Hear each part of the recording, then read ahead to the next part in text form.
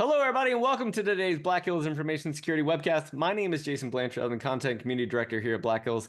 And if you ever need a red team, threat hunt, active SOC, anti-SOC, or any of the services we provide, you know where to find us. But today we got Hayden is going to talk to you about the things that Hayden wants to talk to you about.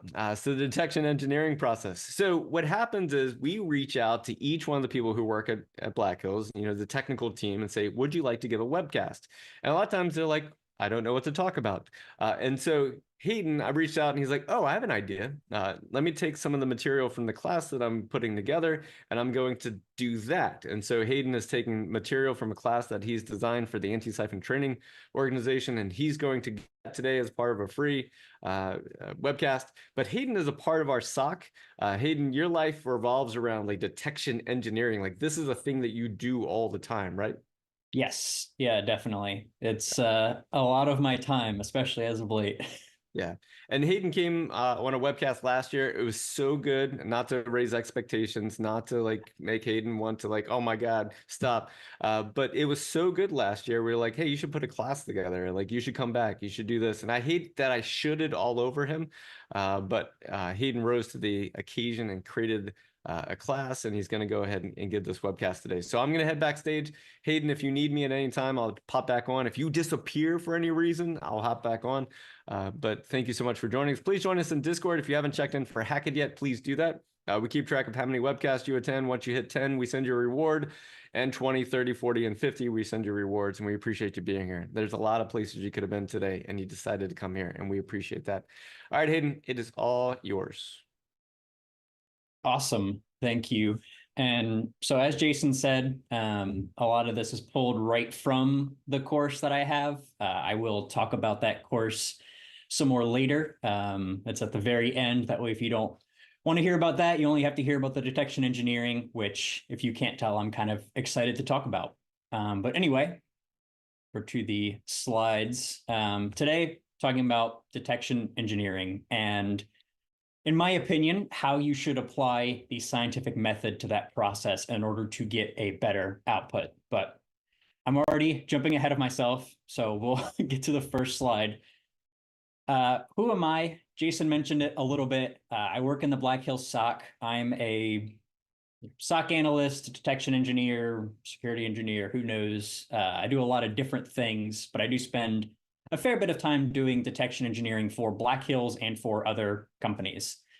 As a person, I'm about as type A as you can get, which is hyper organized, very, specific and set, and not rigid, but definitely very, very specific and intentional. Kind of aligning with that, some of my personal interests. I'm a triathlete. I am obsessed with Formula One. So those two things kind of very highly linked together in terms of data, in terms of that sort of personality type. The last webcast I gave was on SOC metrics. So that kind of gives you a general idea of what to expect from me. So with that said, let's jump into a couple of key terms. I want to cover these first just to make sure that when I say things, you understand what I'm talking about. Detection engineering has a lot of different terms that people use. A great example, which isn't on this slide, is false positive. That can mean a ton of different things to many different people. And so I just want to kind of level set right here of when I say something, and that way you understand exactly what it is I'm trying to get across with that word. So detection or rule is going to be the search syntax, usually in your SIM, that is detecting the activity. So that is detection or rule. Alert is going to be the output of a detection. And then a ticket is what ends up in your ticketing system. And so generally what that looks like, at least what it looks like for Black Hills, is we have a detection that fires. That detection creates an alert. And then that alert, based on different criteria, will or will not end up in the ticketing system. So just to level set that so that you know where I'm coming from as I use these words fairly interchangeably. Detection or rule I'll use interchangeably, but if I say alert, I mean alert, not necessarily ticket. But that said, I'm going to talk a little bit about the scientific method. So scientific method, science will generally follow a very static and rigorous method to come to a formalized conclusion. And that process is going to be observation, research, hypothesis, experimentation, analysis, conclusions, and then you kind of repeat as you go. And I'm sure you probably remembered this from school, some of you, is that, this is a very specific method in how things go from being a observation to becoming a theory. And so in terms of the scientific method here, your sort of process kind of starts when you make an observation. You see something and you go, oh, okay, let's look into that a bit more. And as you research it, you might formalize a hypothesis. As you're going to go through that process, it goes from an observation to a hypothesis, and then you start experimenting. You're validating what it is that you think based on your hypothesis. And, if I breezed over it, a hypothesis is basically just a simple way of saying, or a scientific way of saying what you think the case is. So that's your assertion about what you believe in this specific circumstance. And so your experiment, you test it, you check those results, you determine whether or not it aligns with your hypothesis. If it does, that's great. If it doesn't, you revise that. And the ultimate goal of this process is to have your work turn into something that is a scientific theory. So theories in the science world are basically, it is something that can be repeatedly tested and validated. Atomic theory is a very good example of this, that everything is composed of atoms. You can test that, and it has been tested for quite some time, and it is repeatable. You can validate it, but it didn't always remain the same. It did change over time as new things were discovered. What is the equivalent, though, to detection engineering for, the scientific process here? So what is the equivalent to a theory? A theory for detection engineering is going to be a high quality detection, something that's well researched, well documented. It's verifiable, reproducible. It's continuously improved. It is a hypothesis that you've built on, you've theorized on, and you continually, repeatedly test this to make sure it is valid. And so you're probably thinking, what does this have to do with detection engineering? What's the point of this webcast? Can we stop talking about school? That's probably what you're thinking. Maybe, maybe not. But I'm going to align that scientific process to the detection engineering process and kind of explain to you how you can do them sort of in the same way and come to a better result, or at least a more consistent result in terms of high quality detections. So the two processes kind of can align if you look at them in the right way. So you start with a detection story, and I'll cover each of these, and we'll actually walk through an example of what each of these looks like. But you would start with a detection story. You have research based on that story. You build the query, you backtest the data, you build canaries, documentations, and then you onboard it. And it doesn't end there. You continuously improve it, just like if it were a theory, continually validating and making sure that it holds up. Your hypothesis for the detection engineering side of things could start with your research phase. It doesn't have to start with a detection story. You could be researching something and go, oh, this would make a great detection. But generally, in a lot of cases, it will have some sort of input, which we will talk about. Kind of comparing these two side to side, you have, they line up pretty well. So, your observation is, your detection story is your hypothesis or your research. Your query and your backtest are going to be your experiments. Your canary is validating and, confirming your hypothesis and your data, also validating that it works. It's part of your experiments. Documentation for detection engineering is going to kind of be your reporting. And then as you onboard your detection and you improve it, that's going to be your, your theory. So I talked a little bit about it, but why does this matter? So what's the benefit of actually following a process? Like, is it just going to add more time? It will add a little bit of time maybe to your detection engineering flow, but why should you care? So there's a couple reasons. The first is a better defined scope. So if you build detections in this way, you'll have the scope defined from the start, at least more so than you might, and it will allow you to better focus on the intended output of that detection. You'll have an easier understanding of what you're looking for because inherently built into this process, there will be research, there will be documentation. And so as you're building things, you're going to have already researched what it is you're looking for. You're not going to miss any steps. So as you're going through a framework, going through a process, it's a lot easier to not have to worry about forgetting steps in between. And then ultimately, the goal is to have a higher overall quality for your detections. So as promised, going to apply this to a scenario. We're going to walk through each of those steps and basically build a detection. So this detection is going to be PSExec plain text authentication. So the first step being the detection story is where we're going to start with this one. So detection story, it's your input. It's going to be your initial input in a lot of ways. We call it a detection story. To you, it might just be a ticket that somebody puts into the detection engineering team. But this detection story should be done in a structured way. You should have a reason for this detection. You should have data sources. You should have some example volumes, some artifacts. You shouldn't just have a ticket that says, hey, can you make a detection for PSExec? It needs to be more more formalized. You need to have it, vetted. You need to be able to require certain things before you accept these. Otherwise, you're going to, waste a lot of time guessing what the original person wanted, what the original requester wanted, or in some cases, you'll just make a detection that was entirely unnecessary. Some of these sources, like I mentioned, could come from your peers, could come from your management, but it also could come from, blogs, articles, customer requests.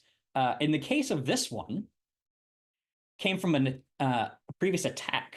And so this specific detection, I'm showing you the command line log now. This is an IOC observed as part of malicious traffic that we saw. And so this is PSExec, and it is passing a list of hosts, and then it is authenticating as a user with a password in plain text over the command line, and then it is providing and copying malware to a specific folder on each of those machines in that list of hosts. And so in this case, for the detection story, somebody submitting this, their reason could just be, observed malicious IOCs or, malicious traffic. Your source for this would probably be Windows. And then expected volume depends entirely on your environment, but in, a little bit of a spoiler alert, expected volume for us and the folks that we monitor is low. And then artifacts is very important if you can have them. So linking to resources. So this would be the detection story. The next step, the first official step in this process, because I count that detection story as just an initial input, is going to be your research. So research and document things that you find and try as you go. As you go through and you experiment with things, you try queries, you see what does and doesn't work. You should be documenting all the things that you find, all the reports, details. You can always remove them later if they're not relevant to the final product in your notes. But I would really highly recommend that you write these things down in case you need them later. A good detection requires you to have a full understanding of what it is you're looking for. And this research should be based off of that initial detection story. You should be very careful of the scope. You can very easily find yourself branching out too far. Like you could go from, PSExec plain text authentication to just looking for PSExec, or maybe PSExec interacting with file shares, and you all of a sudden find yourself working on something that's actually like 4 different detects, or you could have something that should be 4 different detects, and you kind of get distracted along the way. So careful of the scope. For this scenario, in terms of the research, this is fairly straightforward, and what we need to research and how to detect this is really just going and looking at the different command flags for PSExec. It's pretty clear that there is a -p flag that you use to pass a password in PSExec, and then also researching, should this happen? So in some cases, I've heard some things from some of our defer folks here that PSExec is evil and you should never use it. I'm not going to say whether or not I agree with that, but the ultimate point being, what is the best practice for this specific case. So psexec-p, what does that look like? Is that good? Is that bad? Should that happen? Should it not? Long story short, you definitely should not be doing this. If you don't pass the -p flag, it requires an interactive password, which is what you're supposed to do if you're doing things in this way. Having it on the command line in plain text for anybody to see is not ideal. Why would the attacker run it in this way? A good example is in this case, it was run through a batch script. So it's way easier to just run it in mass with a batch script this way. And plus, they wouldn't even necessarily have to be at their computer for it to run either. So you have your research, you know kind of what you want to look for, you know the flags, you know what it is that you want to try and detect. And you might have some sample logic at this point. Now's the time that you need to be formalizing your query. So this is the bread and butter of your detection. It is the most important part in a lot of ways, because if you don't have a good query, you're not going to have any good output. So should be informed by your research as much as possible. As you're researching, you'll also be seeing things that you might want to exclude. Like say, for example, as we're researching this, we noticed that, hey, one of our users or one of our legacy applications has to do it this way. That's not great, but that might be part of your research that turns up in things that you do and don't want to include. You could have a number of queries as you go and kind of evaluate the different results of them. We'll do that at a larger scale later in this process, but for now, kind of running some basic queries to get an idea of what the results looks like, is a good idea. You don't want to get a query and then, run it across 5 minutes and think, hey, that's awesome, and then move 4 steps down the line just to find out later you're not actually seeing what you need to see. You might also have a choice in query languages. Now is the time that you need to pick that. So we use Elastic. So KQL, EQL, ESQL, Lucene, like a billion other languages, and whatever one they come up with next week. In this case, I won't spoil which one we're going to use for this detection, but the point of this step for your query is you need to find a balance. So if your query is too broad, you're risking burnout, you're risking high volume, you're going to maybe even have,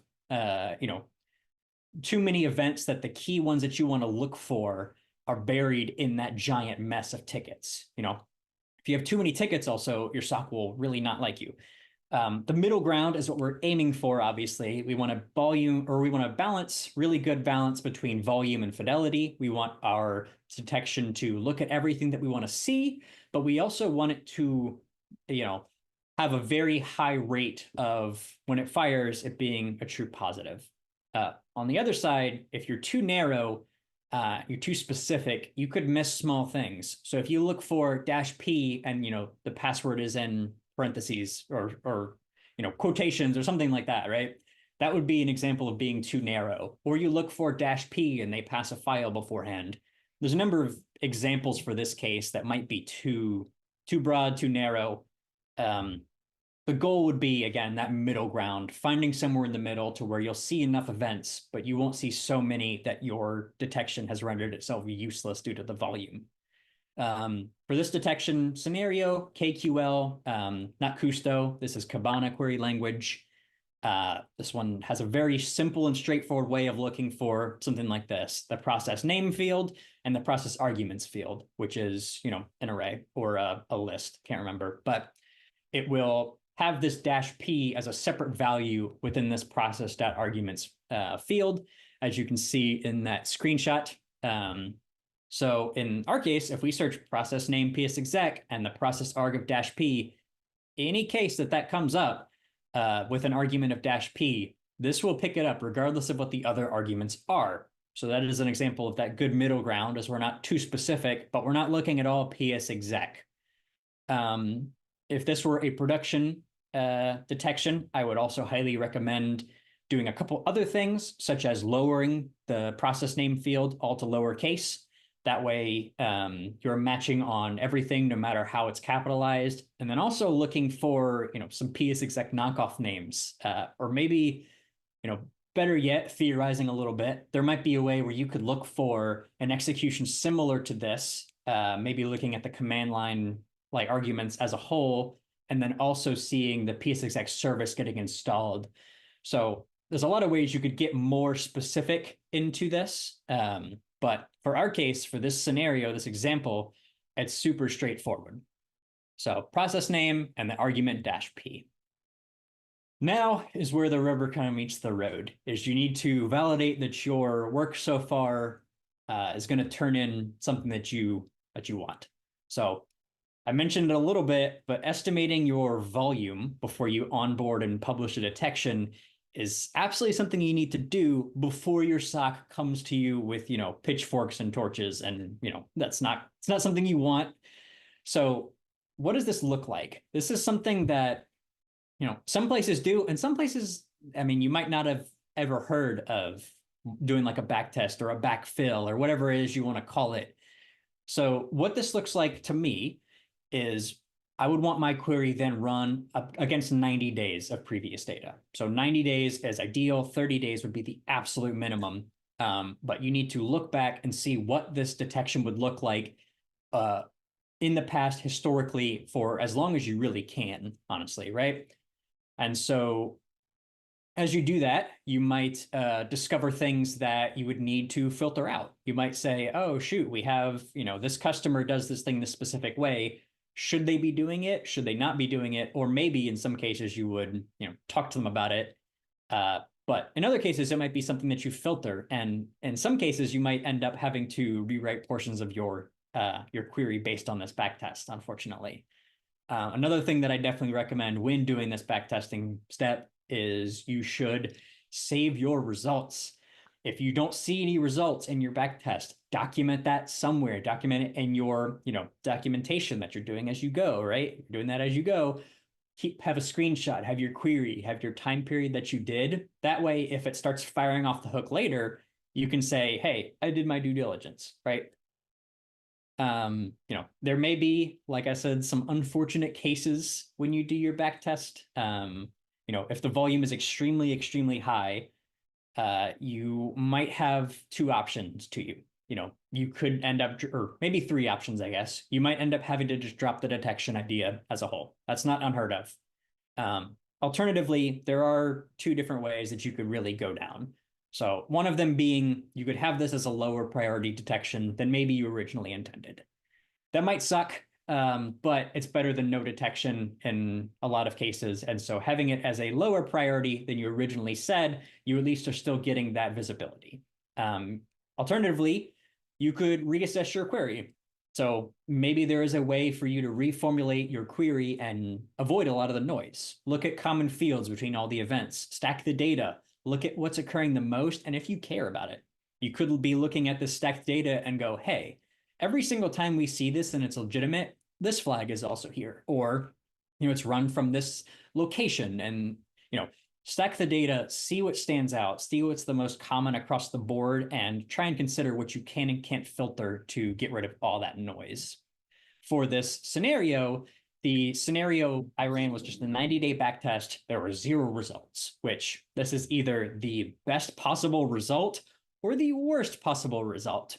So best possible result being, this is very high fidelity. This is awesome. The worst possible result is something is very broken, either the SIM or my query, or maybe just me. If you're looking closely enough at the screenshot, you will notice that I didn't just search the process name and the argument. I also searched a username and specifically excluded that username. So I have 0 results because I excluded actual malicious traffic from this query.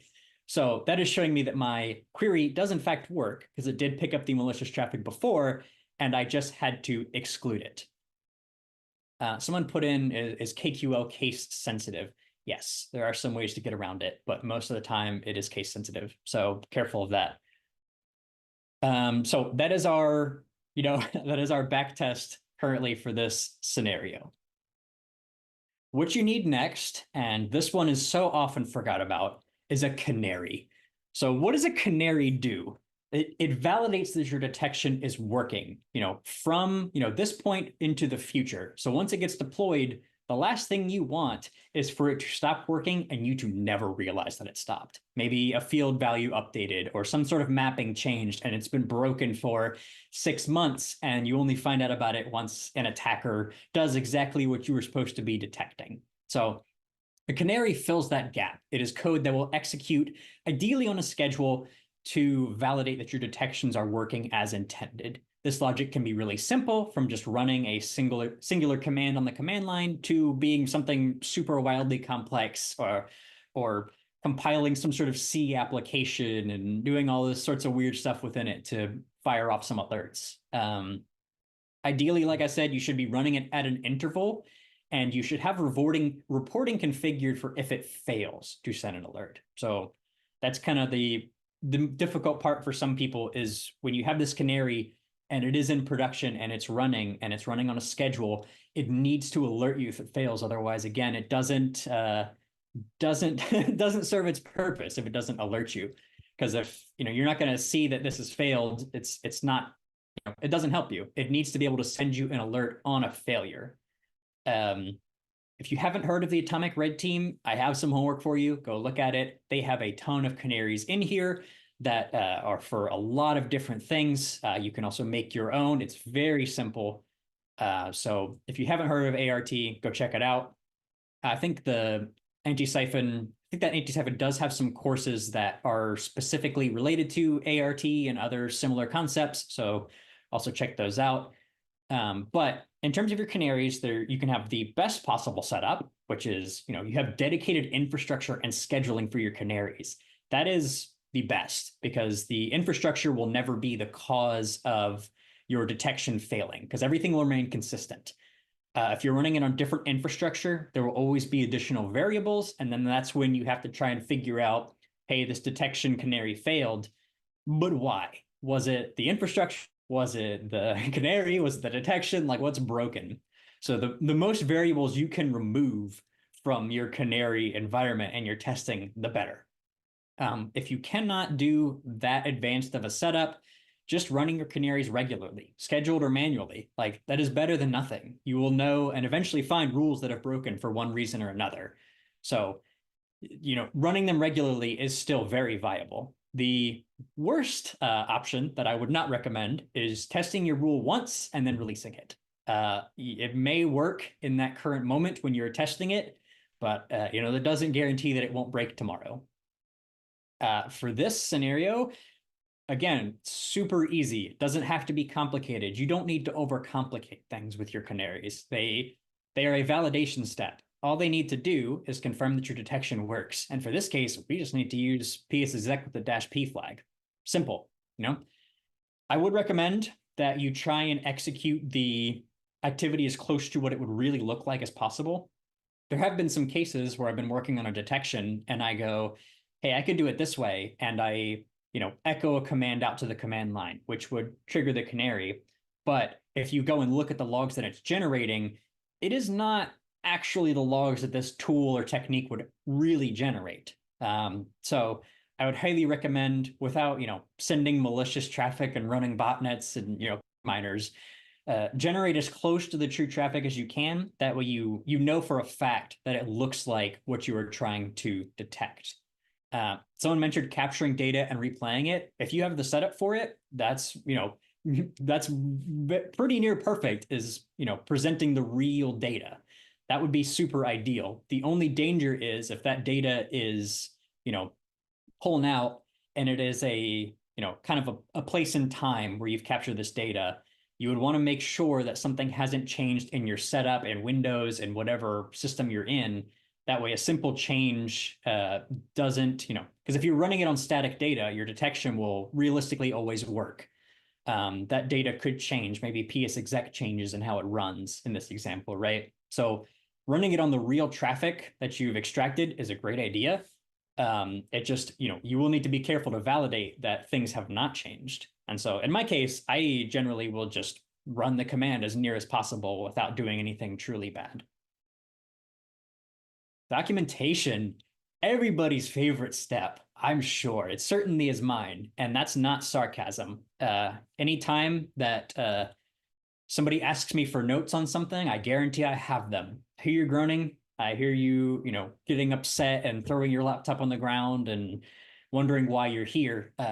Documentation is extremely important for detection engineering. Extremely important. Might be the most important step. So it needs to spell out everything that your detection needs to have documented about it. You need to explain why you filtered certain things. You need to explain how to investigate it. You need to have all these really important details, not just for you, but for the SOC, for the people that are going to be responding to these alerts. That is extremely important because nothing sucks more than, opening up a detection in the SOC and going, I don't know what this is even looking for.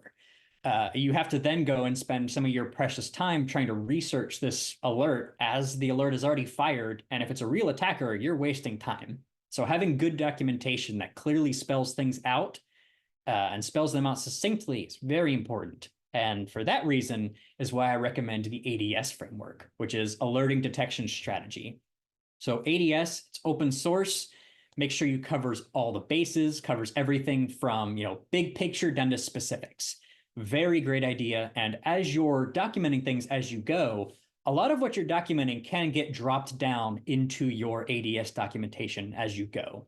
I have the link there on the page to the ADS framework. I also have the link at the very end of this presentation again. That is the ADS framework. It's open source. Looks something like this. And this is our example. So the ADS doc for this one is fairly straightforward.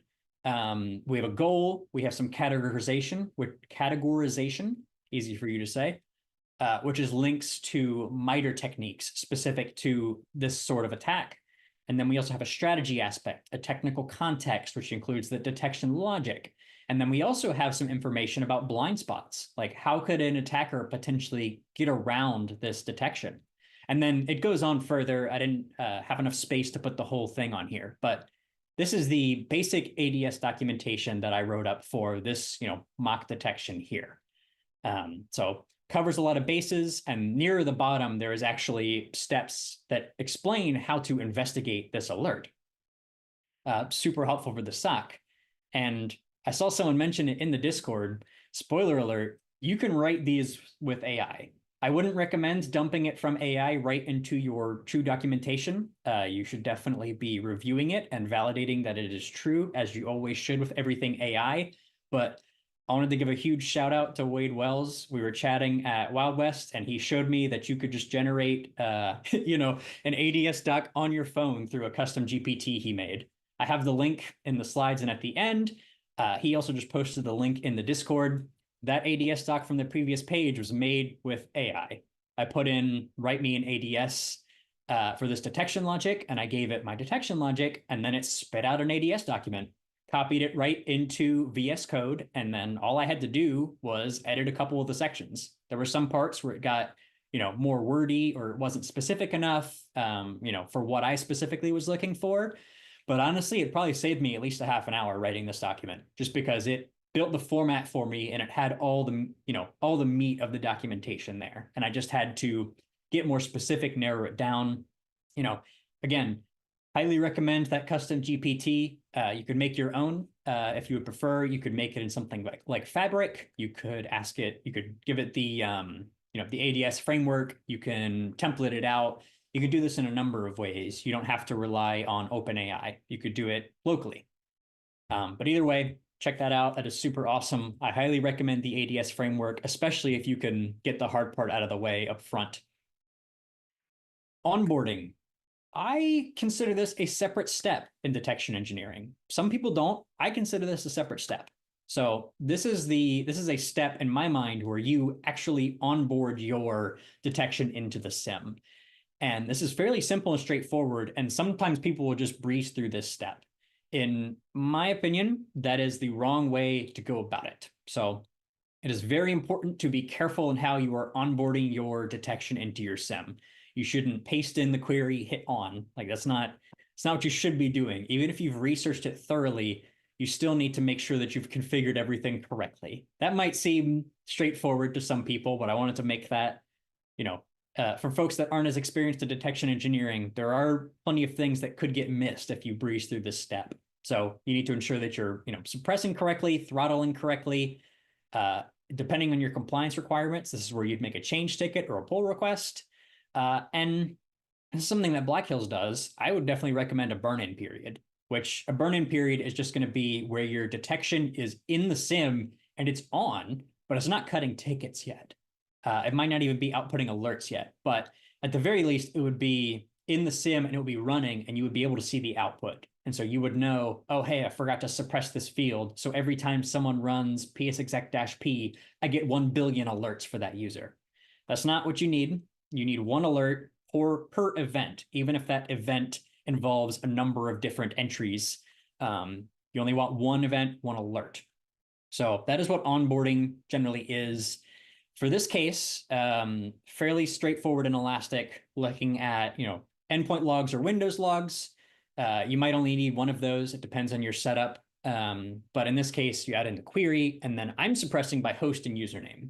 What that means, if you're newer to detection engineering, is host and username are the two fields that if they are the same, for each time the rule runs, it will only generate one alert for that pairing. So if, Hayden laptop / Hayden generates a psexec alert, and then I run it 90 more times within this rule run period, I will only get one alert cut for that, which is good.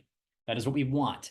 As your SOC investigates this thing, they'll see all the other events that occur. You only want one alert. Otherwise, while they're trying to investigate this one, you'll get 1 billion more that are just the same thing, and they're nothing but distracting.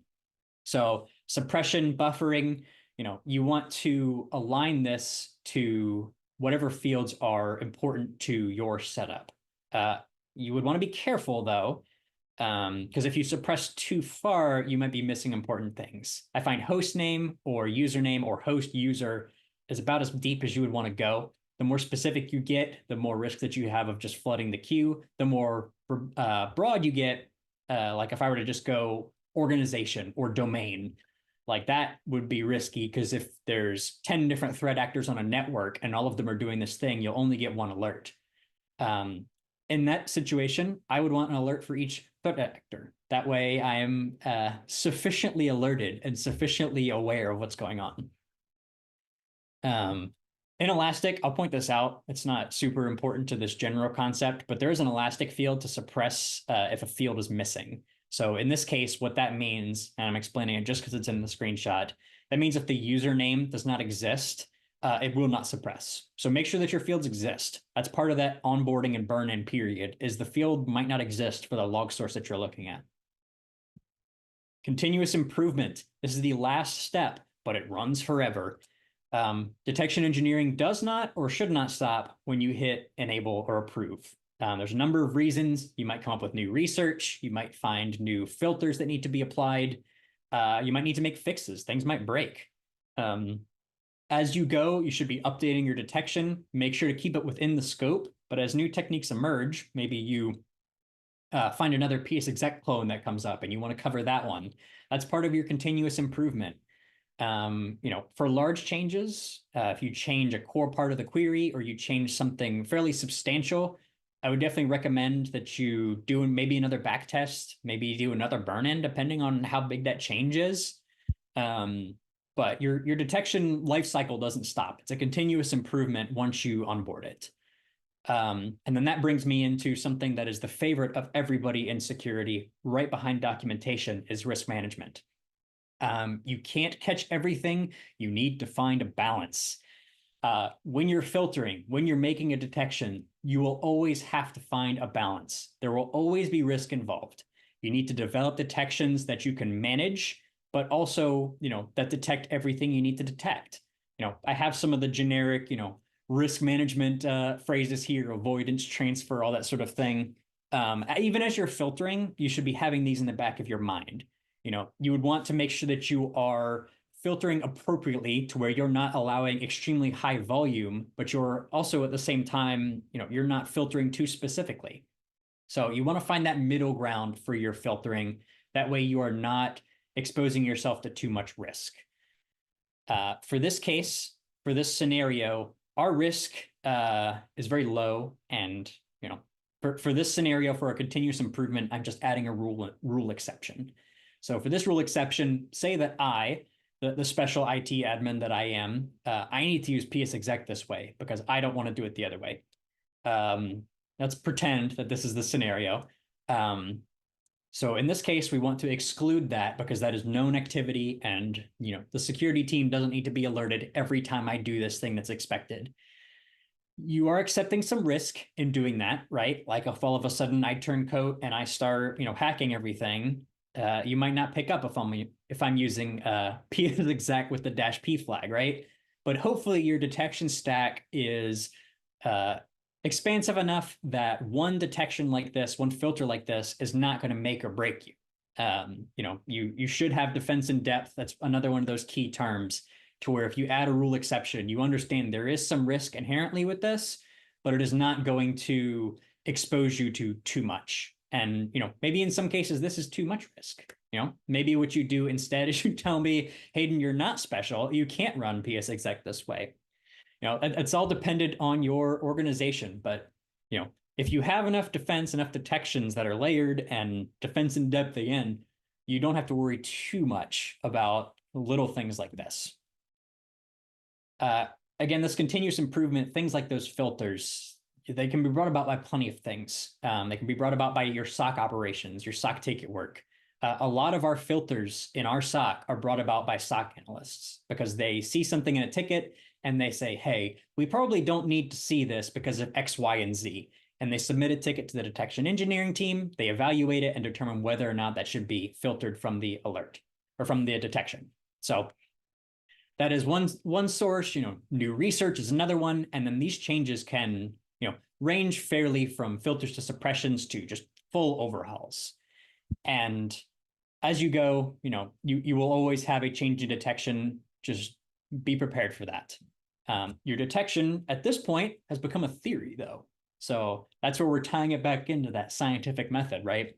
Your detection is a theory now because it's been carefully researched. You've scoped it very definitively. It's well documented, it's reproducible, and it's continuously evolving to meet with new information. So that is how it's a theory. I told you it would come back together and wrote back into the scientific side of things. Hopefully you understand the theming of this presentation at this point now. I wanted to hit on the resources again. I have links to the ADS framework, to Wade's ADS ChatGPT bot, and then I also have a link to a Splunk detection or a Splunk blog talking about detection as code. I mentioned approving pull requests. That is where the detection as code thing is kind of coming from, where some places are moving towards doing their detections in a repository where changes are managed and pulled and has versioning. So I think that is really where detection engineering is going. So I would check out that blog, keep an ear out for that, check out some other webcasts. And then I did mention my course. That course is through Anti-Siphon. We're teaching it in December at the Secure Code Summit. And then we're teaching it live in Denver in February. And so that course is Foundations of SOC, specifically with Elastic and Jira. These slides are all pulled right from that course. Throughout that course, the whole point is we will be building a SOC, building detections, triggering canaries, investigating the results. So you'll be part SOC engineer, part SOC analyst, part SOC manager, because we'll work on grabbing metrics and things of that nature too. And so that's all pulled right from my course. That's why I'm so excited about it, is because this is a topic that I enjoy talking about. And that's all I have for today. Well done. Good job, buddy. Thank you. All right. So we have time for Q&A, which I would love to get to. Plus we got James and Paul and Will joining us. So someone asked, are there other Elastic courses in development at Anti-Siphon? It's an interesting question. Get all that love. I think that I've talked with some people that have considered making some courses. I don't know how many of those are being fully worked on at the moment. The only one that I know of for sure that is about to come out is mine.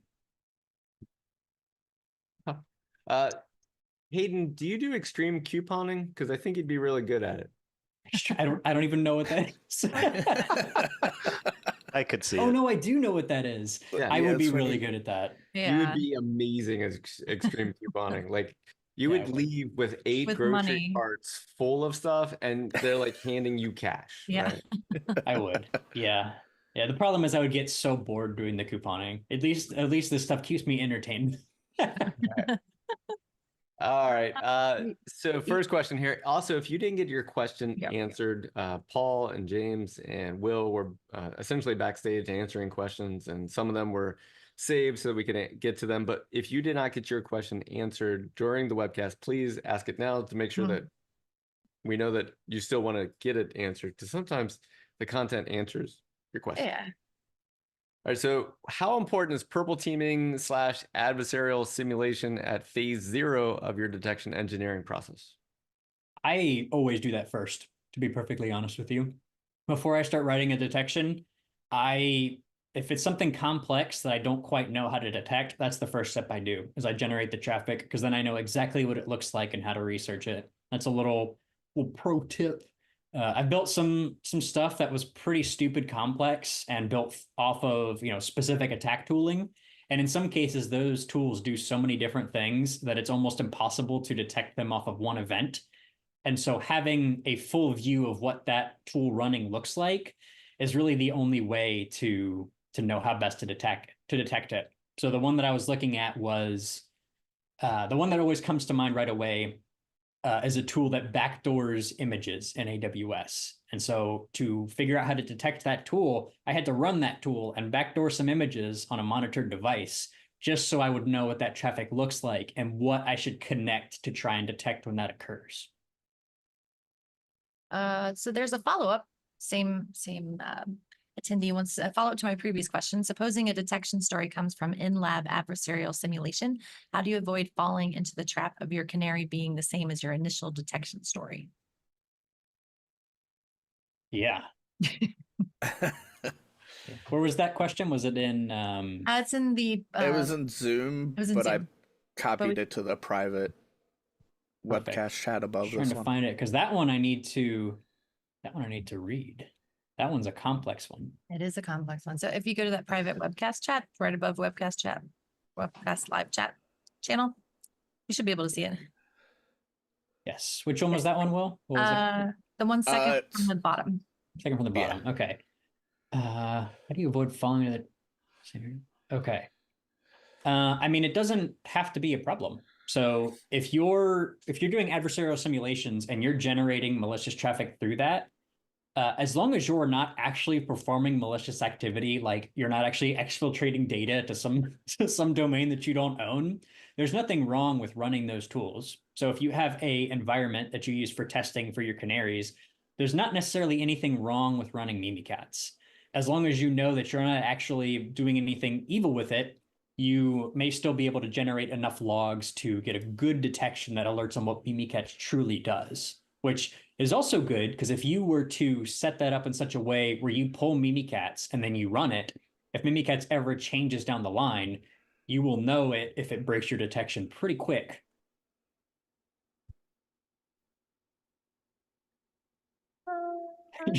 Wade says just let it fire and then close it as testing.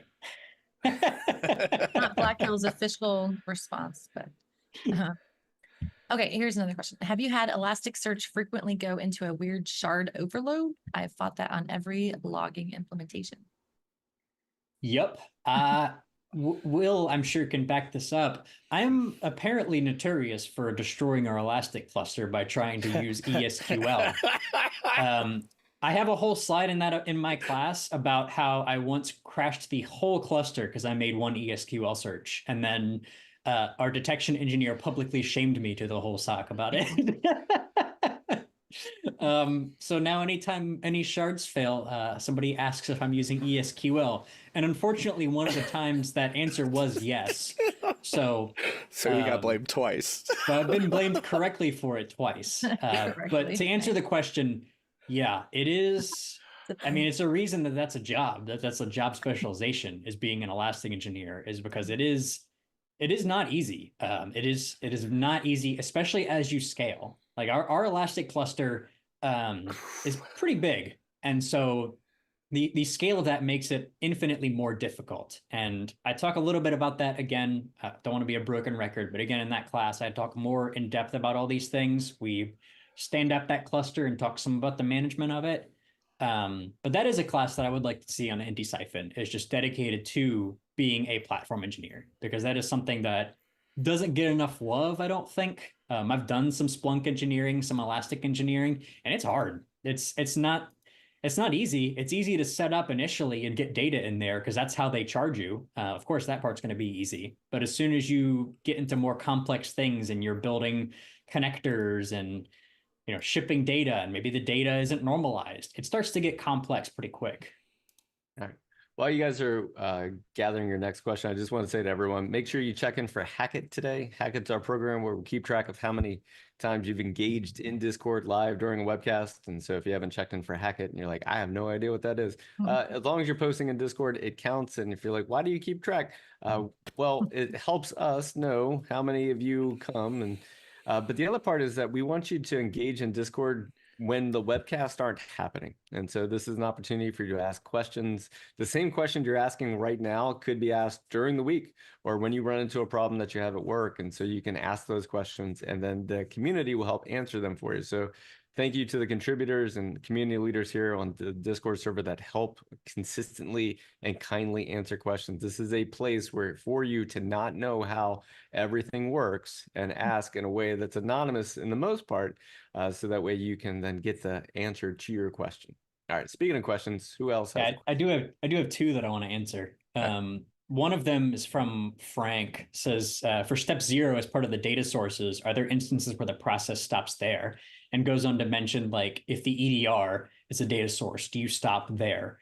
That depends on your setup. Like, we'll run the Elastic EDR, which might have some detections.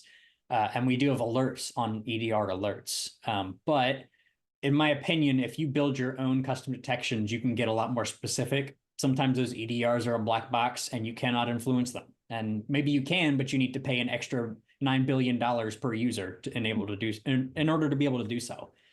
So, in some cases, yes, if you're crushed for time and your EDR detects it, you can, just have your EDR detect it. That's the whole point of paying for it. But in some cases, that might not work. I would just say that run that test activity if you get to that point and see what your EDR spits out.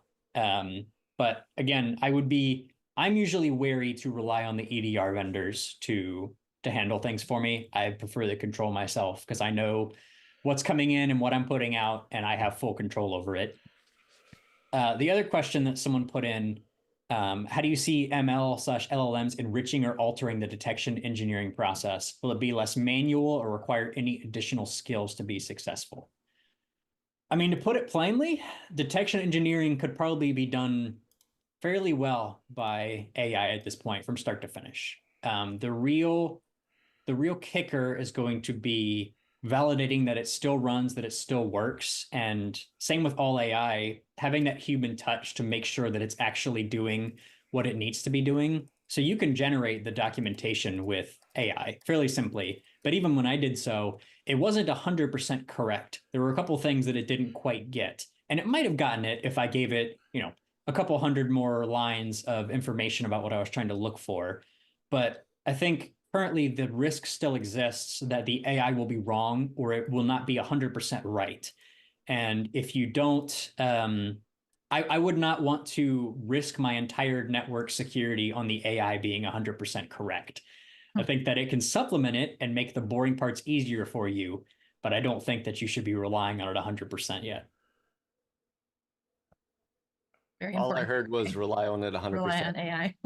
I use AI for everything. I use it a lot, but I still don't trust it. I came in halfway to that, and I would just add that just a kind of like devil's advocate kind of thing, that I agree that AI can be wrong for sure. And I use it pretty heavily too, but also just, just as a general rule, as a tech worker, like, don't believe everything you read. Stack Overflow can be wrong. The AI can be wrong. Your coworkers can be wrong. I've had all of those be wrong. Whoa, wait a second. So I'm just saying that, like, I think you have to verify everything. And so I would definitely use AI. Yeah, and also Derek, didn't you give a talk yesterday on AI? So if someone wants to grab that recording. Oh yeah, Joff and I did yesterday, and we have a class coming out. And we're teaching the class at the Secure Code Summit and the Wild West Hackin' Fest in Denver in person. We should definitely put a link to the Secure Code Summit, which is free, and then 2 days of paid training afterwards. Are you I'm doing that? answering Or Brett? questions in Yeah. the Yeah. Zoom. All right. Somebody asked one more question that I wanted to hit, or two, sorry. One of them asks, how often do you visit suppressions and exceptions? It should be fairly regularly, I would say. You run the risk of having a suppression cause you to miss an attack. That is why I appreciate Elastic adding timed exceptions. So I can put in an exception that only lasts for a week and then it turns off. So for, short-lived things, that's awesome. There have been cases where, we were suppressing things that we probably would want to see just because the suppression's been in there for so long and it gets kind of forgotten about. So as often as you can, I would review those suppressions just to make sure, at least do it once to make sure that the ones are in there, should be in there. And then someone asked about RBA. I saw Paul answer that question, but we talked about that at Wild West Hackin' Fest a lot, is if you have risk-based alerting, which is effectively alerting based on risk scores coming in from your alerts. We've talked about it a lot. I won't go off onto a tangent, but if you have risk-based alerting, your detections with high volume could be lumped under that. So you could have a detection that there's no real good way to tune it, and it generates way too many alerts to go straight into your SIM and your ticketing system. You could lump that under risk-based alerting, and you could still get an output from it. It just wouldn't necessarily be every time it fires. It would be maybe if it fires in conjunction with these other things, you'll get an alert for it.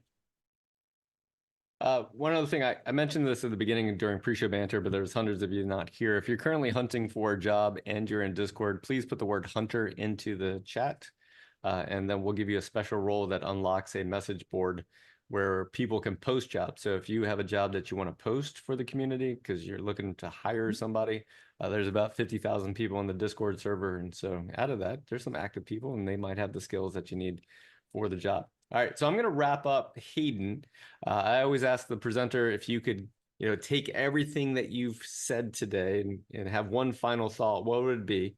And then we're going to stick around. If you want to stick around at the end, the SOC team is here, and we brought them in today so that if you have questions about hiring Black Hills to be your SOC, we'll answer those questions then. We don't like to do it during the webcast because during the webcast, we like to keep it completely as educational as possible. So Hayden, if you could wrap up everything in one final thought, what would it be? I would say that if you have a structured process for your detection engineering and you do it well and it's well thought out, you will have a much better output at the end. And Excellent. All right, trust everybody, AI for thank everything. you so Right. much. What, Deb? No, I was making a joke about how you wanted to trust AI for everything. That was Thank you so much for joining us here today on the Black Hills Information Security Webcast. We appreciate you being here. We know there's a lot of other places you could be and a lot of things you could do with your time, but you chose to be here with us. So it says a lot about you wanting to learn more. We love having the best defended clients that we get a chance to work with. And so if that is a desire of yours, we'd love to be your SOC. And so if you ever need us, you know where to find us. And with that, okay, the webcast is over. Well done, Hayden. Good job. We're now in post-show, so I'm going to give everyone 8 seconds. If you do not want to be a part of learning what it's like to be a SOC client of ours, if you don't have any desire to ever be a SOC client of ours, then this is your time to leave. If you're like, I just want to listen in and hear what you guys have to say about your SOC, because I work at a SOC and I fine too. how you guys do it. So 8 seconds, 8, 7, 6, 5, 4, 3, 2, 1, 0. Sometimes people are like, why do you give people a chance to leave? I was like, because I don't want to hold anyone hostage that they don't want to learn or hear. Okay. So what we're about to do is tell you what it's like to be a SOC client of ours. And here's why.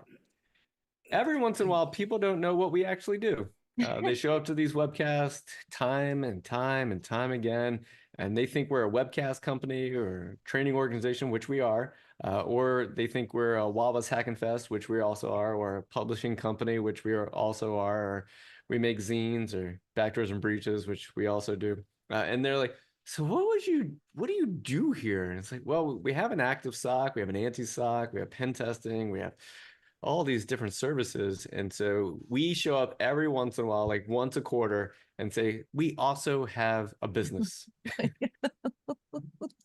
So we're good at marketing, I think is what I heard. yeah, also a clothing brand, also. So Derek, what's our SOC? What do we do? How's it work? I mean, I think the general idea is that we want to be your security partner to help you detect potential breaches in your environment, which is probably the goal of most SOCs. And so I think that, we have a blend of clients. Some use us as a second SOC, some use us as their primary SOC. And so the motivation that a company would have to hire us or contract with us to do the SOC would be to augment their team. They have a small team, or they just need a second set of eyes. Kind of like a blend of customers that we've had, both large and small. And so, will your SOC detect your red team? I actually was on a call with a client, as a pretty big client. Like, they have probably 3,000 or 4,000 endpoints, and they actually had the folks that will be doing their pen test, this year. We don't know when. We got invited to kind of like the ROE and scoping call kind of thing. And like to kind of like work like purple teamy with them, and which we'll do.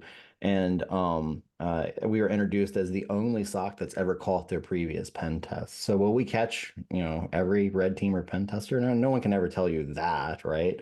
I don't necessarily always care about catching pen tests and red teams.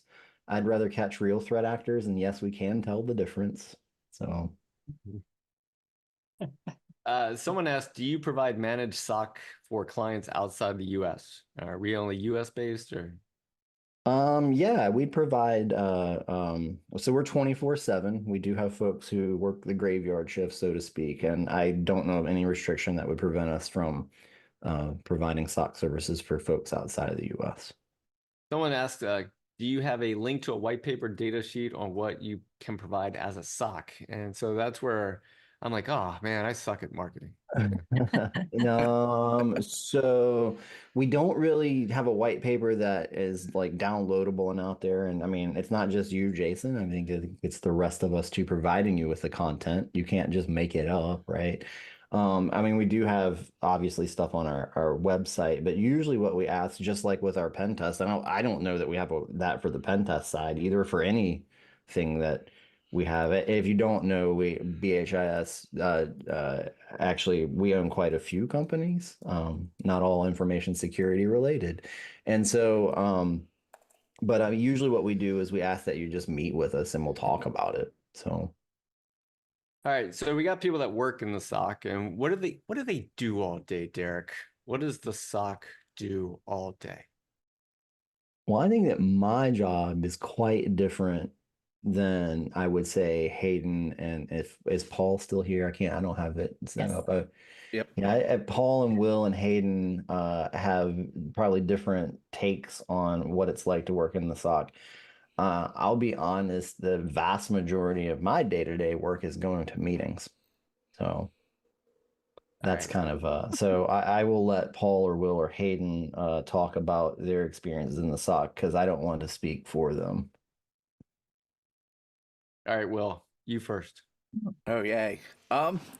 So most of our day, in my experience, is dealing with, at the base level, we're looking at log or alerts as they come in for our customers on our detections.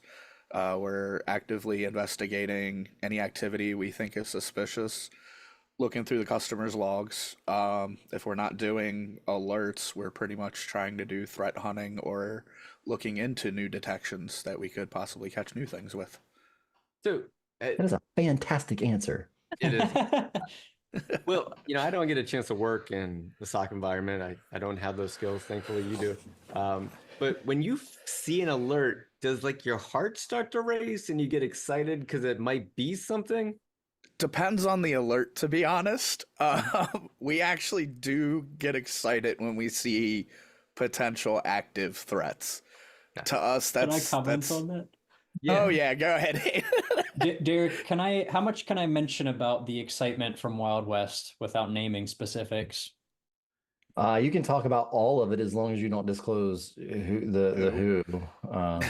Okay, so at Wild West Hack and Fest, I think I was eating dinner and somebody from the SOC walked by me and said that something bad was going on.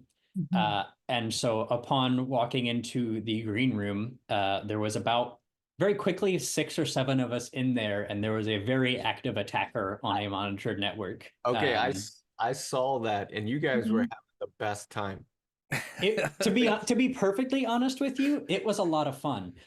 So we get in there about 6 in the evening, and we are on with the defer guy, we're on with the customer, and we are, identifying, compromised machines, hosts, providing to the customer. The defer guy's in there too. And it eventually John Strand himself kicks a bunch of people out of the room because it was getting a little hectic, but I didn't want to leave. I think 3 of us were there, 4 of us were there until like 7-ish the next morning. It was exciting. I wanted to see it through. And so in those cases, you see it and you go, well, I think Derek nailed it on the head when he said we can identify pen testers. When I look at a ticket, I've looked at so many, I've been doing this long enough. I can almost always tell right away whether it's an attacker or not. And if it is, I can almost always tell right away if it's a malicious one or not. And in that case, I looked at it and I immediately went, uh-oh. And that's one where your heart races. Yeah, no. If a pen tester did that, what we saw, they should have been fired. To put it simply. All right, awesome, Derek. Question back to you: do we only deal with big companies, or is it anyone that needs us as a service? Anyone that needs us as a service. Yeah. In fact, when we first started, and I think this is probably still true, it's not that we wouldn't turn away a larger company. I mean, we certainly have some pretty large pretty large environments. But we were trying to cater to small and medium-sized businesses because, at least historically speaking, I won't say that it's 100% true these days, but at least historically speaking, managed SOCs, were expensive, and then internal SOCs are very expensive, and so we try and keep our prices relatively reasonable. And I think that usually what I say is the idea is that it's depending on size for sure and how much data that we're pulling in for you, but roughly an FTE is what we shoot for, or if you're larger, maybe 2 FTEs. And you get access not only just to our SOC and our expertise in our SOC, but you also get access to other folks at BHIS to ask questions about not necessarily SOC things through our BHIS expert support team kind of stuff. Here's a question from audience. How hands-on are you guys as the SOC when it comes to active attackers or remediation? Do you stick to learning and providing recommended courses of action, or do you actually get hands-on and start mitigating, isolating devices, locking out? We are on the call with you for the next 14 hours. That is a great question. We will do whatever our bosses let us do. Yeah, so I mean, we want to get more involved. Derek has to tell us to rein back. So it depends on the organization and what they want us to do. It depends on if they're going to claim cyber insurance. It depends on things, right? I mean, the idea is that we get you into a situation where because when you come on board, we do an Active Directory review, and we look at your IR plan. We look at we try and cover. We ask lots of questions about what your network looks like and what your environment looks like. We try and make sure that we're logging the big 5 areas that we want to see data. We log the network as well. Like, we want you to install a Zeek sensor. And so the idea is that we never have to remediate anything. However, that, I mean, I know it's probably shocking for folks who are in the consulting realm that, companies don't always do what we ask.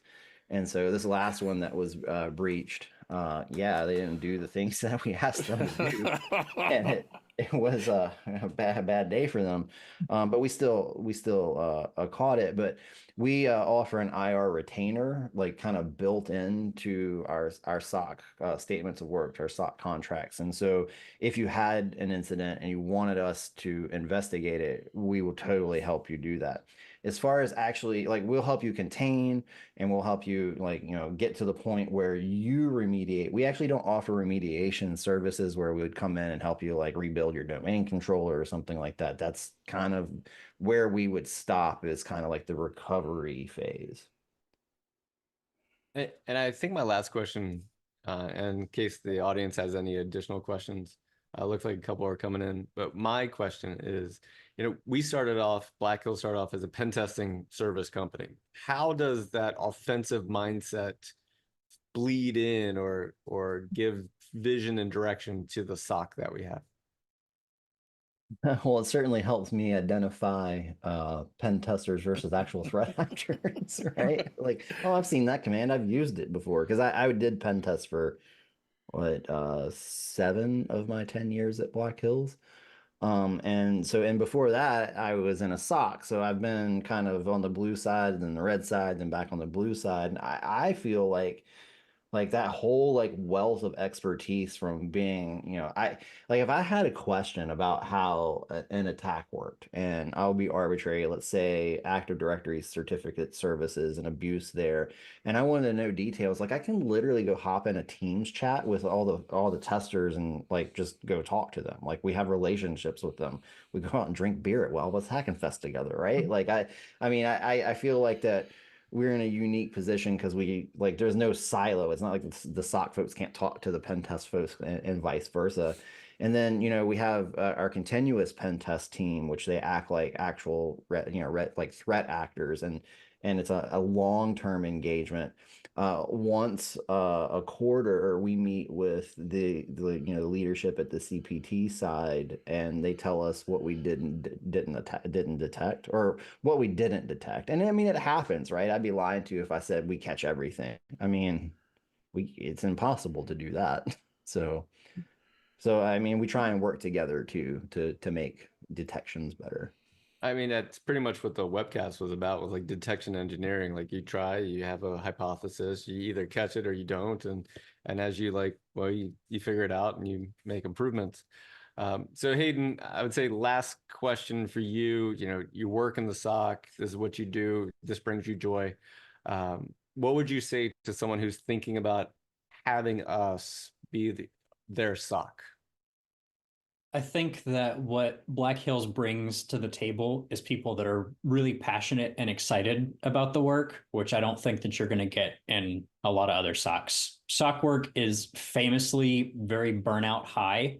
And so often you'll get folks that will send you the most minimal ticket that you can possibly get, if they send you one at all. And I think it kind of probably showed through when I wasn't kidding earlier, is sometimes the SOC gets told, hey, back off, you're spending too much time on this. Because, I mean, if we see something interesting, all of a sudden everybody wants to be involved because it's fun. And, several of the SOC analysts are cross-training into DFIR because we want to do more of this stuff because it's fun to us. And I think that's the good thing about Black Hills, is it's brought together not just people that are good technically, but people that are really excited about the stuff that they're doing. We have a section in our weekly meeting that mentions tickets that we thought were interesting. It's what we bring that's different, is our enthusiasm and our actual care for what we're doing. I don't just want to forward you a ticket that your EDR already sent to you. I want to investigate it and figure out what's going on. And even if I do need to send it to you, I want to tell you what you should be doing about it. I don't want to, leave that out in the open. If I think you should remediate that machine, I'm going to tell you that. And, if you're a SOC customer, you also have DFIR retainer hours probably. So if things are bad enough, you could probably lean into some of those. Actually, Yeah. funny that you mentioned what happened while was Hacking Fest, and then also like we have a problem with everybody like, oh God, that's interesting. Let's like hop in and look, right? I mean, it's a double-edged sword, right? Like on one sense, like I can, look at it like kids playing soccer, right? And chasing. If anybody's ever had a kid and played Yeah. soccer, like when they're young, like U8, and lower, like and they don't know how to play soccer, they all chase the ball around the field in like one big pack, right? But there's benefits to that. And actually when we were at Wild West Hacking Fest, like the day after, I had somebody who wasn't in the SOC ask me, like just kind of like in passing, they were like, are you gonna like tell them everybody to stop working on it? And like, I mean, like, because they're like it was said basically, okay, everybody stand down, like it's a contained, which it wasn't, right? But okay, whatever. And so let's move on. And I was asked, hey, are you going to stop everybody from working on it? And I was like, no, like I'm going to let them do whatever they want to do, and that's how they learn. And so go look at all the logs you want. So, yeah, I said this in the last two webcasts, and we're not going to do this again for a while, but like during this conversation, we've had a request to talk to us about being your SOC. So thank you for sending in that message. You can go to blackhillsinfosec.com, click on the contact us form. You can also email consulting@blackhillsinfosec.com, and that kicks off the whole process. And we want to do this now because we know that changing SOCs or getting started with a SOC is not like, it's not, you don't decide today and start tomorrow. I think we've only had one client that was like, I want a SOC, and the next day they started onboarding. So if it's going to take you a while, it might take you a while. And so this was just starting the conversation to let you know we even have a SOC, so that maybe next year or at some point you're like, hey, how about we get Black Hills to be our SOC? And so we appreciate you listening. There was like 250 that stuck around. Derek, any final thoughts? If someone's considering us for their SOC, this would be the last thing that we do. I guess, yeah, if you want to, like, I get more details, like kind of, what we log, what we ingest, like how we go about doing things, like details on what we use. I would just reach out and schedule a meeting with our business capture team. You'll likely end up with our business capture folks and probably somebody like me or another like like senior person on the call to ask technical questions, like like exactly how like our alert strategy works, and which maybe Hayden covered. I'm sorry, I had to go work during Hayden's webcast. I'm sorry, Hayden. That's okay. But yeah, I mean, I think just if you would like to know more, just meet with us. And to answer the question about Elk and Security Onion, yeah, I do think that's a good place to start for learning network monitoring and a little bit about Elastic and IDS systems. All right, Deb, any final thoughts for the community as the director in kindness and generosity? Just sprung it on me. Just thanks for being here. Thanks for the 280 people who decided to stick around after and listen to us try to do marketing. We don't know how to do it. But thank you for sticking around. And we love you guys. We know, like Jason said at the beginning, there's so many things for your attention that you could spend your time interacting with. And we just appreciate that you choose us as one of them. Yeah, definitely. Thanks, everybody. All right. Thanks, team. Thanks, everyone. Yuri, go ahead and kill it, unless you killed it a while ago and we were just talking to ourselves. That would be so sad and not unlike us. Yeah, it wouldn't surprise me, actually. All right, Yuri, kill it. Kill it with fire, Yuri. Kill it. There's still